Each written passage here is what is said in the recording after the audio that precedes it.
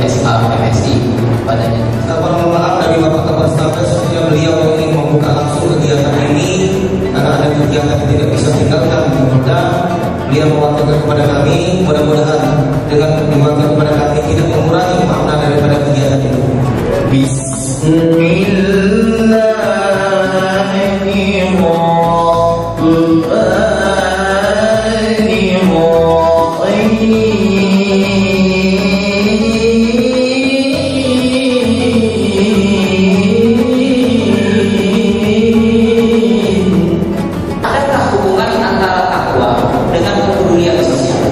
Dengan orang-orang yang bermanfaat dengan sosial, dengan orang-orang yang punya manfaat dengan lingkungan. Ternyata ada bahkan sangat erat. Kalau membahas soal takwa, saya teringat dengan kisah seorang sahabat baik. Rasulullah pernah ditanya oleh beberapa sahabat, ya Rasulullah, siapakah yang paling bertakwa di antara umat?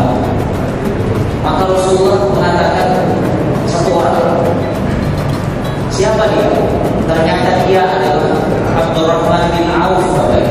Takut kepada Allah dengan cara menunaikan hak-hak Allah, yaitu menyembah Allah, beribadah kepada Allah. Yang kedua adalah takut kepada Allah dengan cara memberikan hak-hak manusia, bergaul, berinteraksi dengan manusia.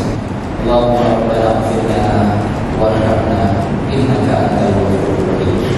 Allahumma rabbana ya rabbana, ampunilah dosa-dosa kami, kemaksiatan kami, kedurhakaan kami, kelalaian kami, kekhilafan kami, kealfaan kami, ketidaktahuan kami, dan pengingkaran kami.